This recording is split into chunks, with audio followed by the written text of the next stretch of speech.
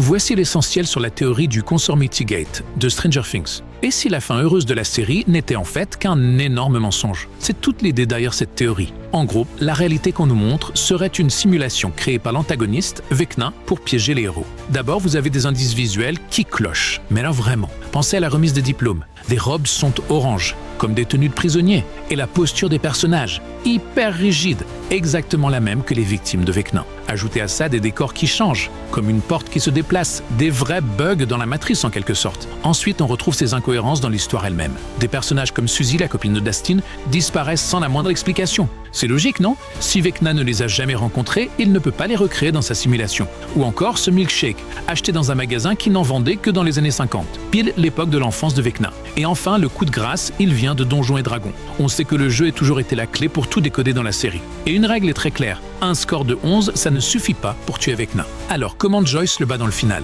En le frappant, exactement 11 fois. Au final, le Conformity Gate transforme une fin jugée trop parfaite en un puzzle fascinant, nous laissant nous demander, simple erreur de production ou indice génial laissé par les créateurs.